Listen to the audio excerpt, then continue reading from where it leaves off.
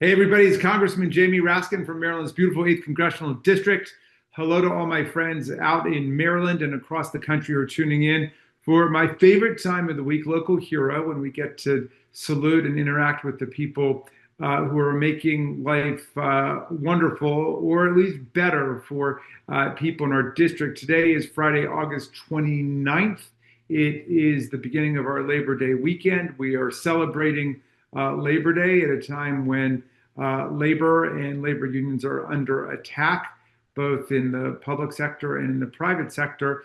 But our local heroes are working to try to turn things around. And so please welcome two lawyers who are trying to mobilize the lawyers who've been forced out of the government or who've retired from the government to work for other federal workers whose rights are being squeezed and who are being laid off or unjustly fired now. So please welcome first Craig Becker. He's now the managing counsel for Affirmative Litigation at Democracy Defenders Fund, but he's had an extraordinary career in labor law in the union sector. He was Associate General Counsel to the SEIU and the AFL-CIO. He was a member of the National Labor Relations Board appointed by President Obama back in 2010, and he served there. And he was the General Counsel of the AFL-CIO from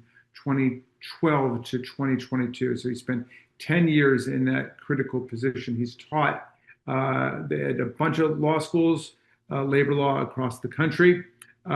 We are also welcoming Ann Rosenthal, who spent her distinguished career at the U.S. Department of Labor. She's a retired federal attorney now. She was the associate solicitor for OSHA, and she was a senior advisor also at OSHA during the Biden administration. Both of them are working with a new entity that Craig conceived of called the Rise Up Federal Workers Legal Defense Network, which is a project connecting federal workers whose rights have been violated by the Trump administration with free pro bono legal services from lawyers in the field. So, Craig, tell us kind of how this came to you and how it started, and then what's been going on, if you would. And congratulations on being our local hero.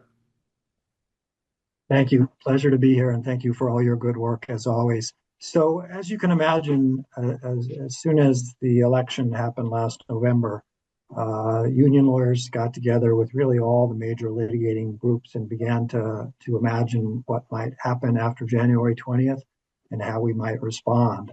But almost immediately we realized that there would be and there has been a lot of high-profile heroic litigation, but that there would also be a need for the retail representation of federal workers.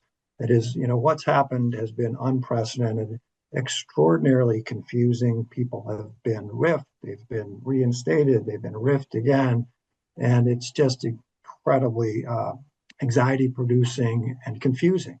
And there would be a need to counsel people about what was happening and what their rights were.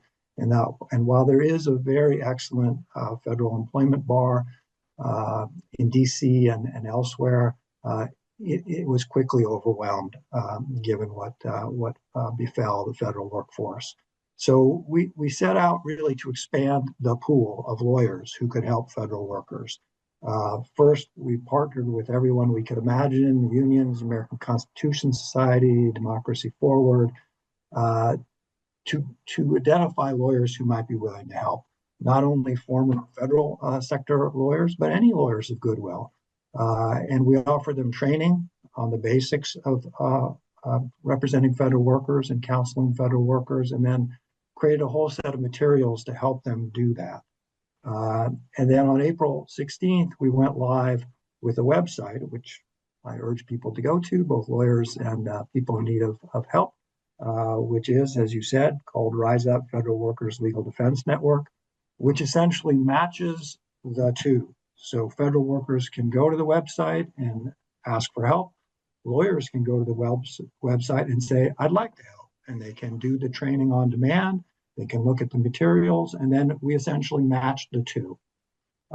First, for a very brief screening, which Ann can describe more.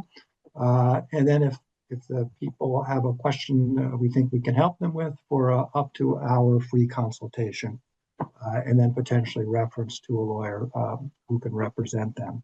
So since we went live, we've had over 3,000 requests for help from federal workers. We have about 1,300 volunteers, 500 of whom are very active. And we've processed about 2,000 requests for assistance. A lot of activity, but one thing I would say is we need more lawyers. So all of you lawyers out there of goodwill who'd like to help, doesn't matter if you're a patent lawyer, an employment lawyer, a labor lawyer, we'll help you, we'll support you. You can do it. Please go to the website and volunteer.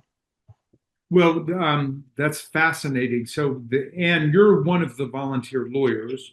I am one of the volunteer lawyers, and I would emphasize what Craig just said about it's really easy. As you mentioned, my job was primarily as a lawyer for OSHA. I know a lot about administrative law, regulatory law, things like that, other than having been a manager and executive in a federal agency. I know really very little about federal employment law. And the resources and the experts available to us make it really, really easy to do this job, even if you don't know anything about federal labor law. So I want to understand exactly like what you do with somebody. I mean, so I represent 55,000 federal workers, and I know thousands of them have been laid off, riffed, put on administrative leave, all these different kinds of things.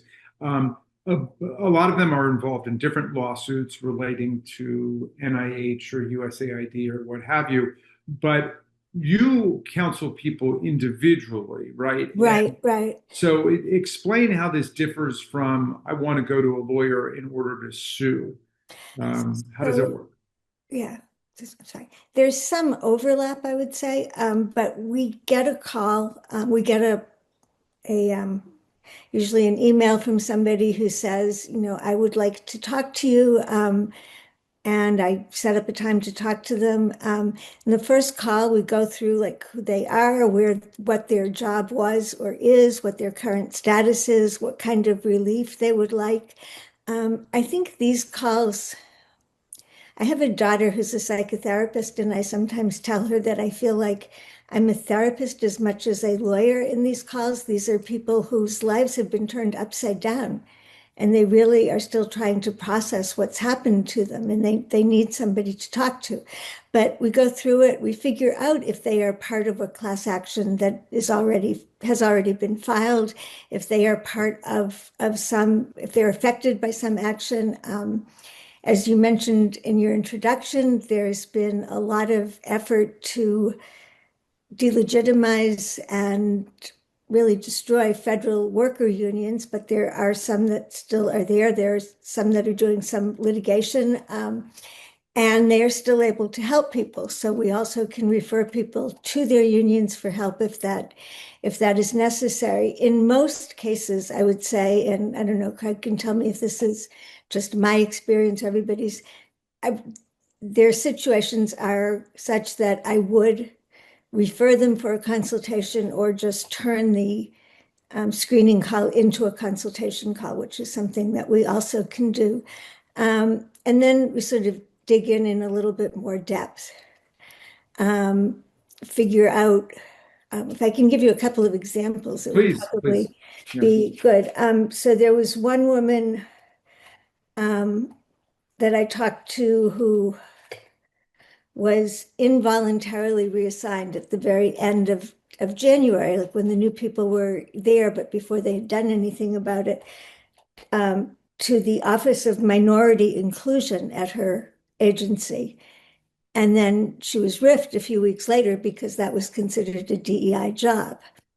There was another person, so we were able to refer her to a lawyer because that seemed to be a personal action that was taken against her, that was some kind of retaliation. Another somewhat similar, or not similar case, but there was somebody who was hired as a disability hire under a particular hiring authority. That meant she had a 2-year probationary period rather than the normal 1 year. She was going through that fine. She received positive performance appraisals most recently, about 2 months before she was fired. And then she was, on the final day of her 2-year period, she was told that she was being let go for poor performance because she hadn't satisfactorily done it. This was a really sad case. This was somebody who had finally felt like after she got, her second good performance appraisal, she was in a good place in a job that she loved. And she had finally bought a house, gotten pregnant, and suddenly told that she has no job and no status. And that's really, really sad. I mean, one of the things I find saddest is people who say to me, this job was my dream job. This was my calling. I wanted to work on renewable energy, help, NIH people find, ways to treat certain diseases. Yeah, I And hear this this was all the my time. calling. And Yeah, I hear it all the time from, employees who say, this was my dream job. I had lots of other opportunities to make more money, but this is right, what I wanted to be doing. And then suddenly they're cut off by Elon Musk or Trump and, just one of yeah. these mass lawyers. So I want to be clear about it. So when somebody's referred to you originally, then you do kind of like an intake interview. In some cases, you say to them, you have an individual lawsuit, and then we're going to refer you to somebody else who does litigation, or So there's a step in you between might that. say that your situation is just part of a general class action, and you might explain to them either what it is or how to connect with them or whatever. You might, is that right? So in other words, there are It's different generally junctures. right. So the individual, so you might say to them, there really isn't anything that we can do. There is a class action going on and you should monitor it. Then there's an intermediate step, which is called a consultation. And I often just combine the two of them, so it may have been elided. And the consultation is where we dig in deeper and say, you may have an individual lawsuit, in which case, Mhm. here either is an attorney, because often when I reach out to one of the experts to figure out, the expert will say, yes, give them my name and I will help them, or we give them a list of the employment bar attorneys that could help them. And then they go on and do that. I don't do that phase of it. Gotcha. So, Craig, so the idea basically is for people who are like thrust into this terrible, anxiety-provoking, disorienting situation to help orient them as to what their different options are. Is that right? And then to I think that's channel right. them. And sometimes it'll be a question that our volunteers like Ann can simply answer. Um, I've been riffed. I was one of the probationary employees who was let go. What are my options, or what's happening to my health care? Or what are my options as to retirement under this situation? So it may be a question which can simply be answered, or it may be a question of telling them that there's already a pending action which they're covered by and letting them know who represents them in that action, or indicating that they may have rights which they should attempt to vindicate, and helping them to do that by finding counsel. Terrific. Now, Craig, I know you have moved you're now working with Democracy Defenders. You've left the AFL-CIO as General Counsel. You're working with Democracy Defenders, but you've also stayed involved with this network that you've created, the Rise Up Legal Defense Network. What is the work that you're doing with the Democracy the Defenders group now? Well, happily, I'm no longer on the staff at the AFL, but I continue to do some work for the AFL, including helping to support the Legal Defense Network. Democracy Defenders is much more of an affirmative litigation organization.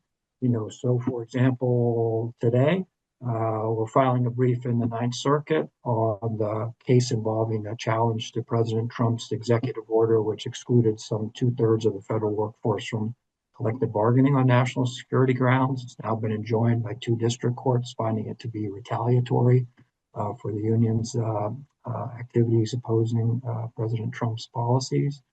And this is the first case to be fully briefed on the merits. So that's the type of work that we do, more affirmative litigation. Well, terrific. Well, look, Annie and Craig, for all of your great work for working people and especially federal workers in the Rise Up Network, we want to congratulate you and recognize you as our local heroes for Labor Day weekend. And please keep up the great work for all of our people. Thank you so much. And thank you for representing us. Yeah. Since I am a constituent. You bet. One all right. One last appeal for lawyers. Go to right. Rise Up Federal Workers Legal Defense Network. And can I give one last shout out to one other person who has been involved with this, with Craig since the beginning, who also lives a few blocks outside of Maryland in the occupied district. And that's the executive director of this group, Deborah Greenfield. She was a longtime colleague of mine at several different jobs. And she is amazing. And I basically decided to join this because I figured any organization that Deborah is executive director of is going to be really well run. And that is true. Well, thank you, Deborah Greenfield. And thank you, Ann Rosenthal and Craig Becker. And happy Labor Day to everybody.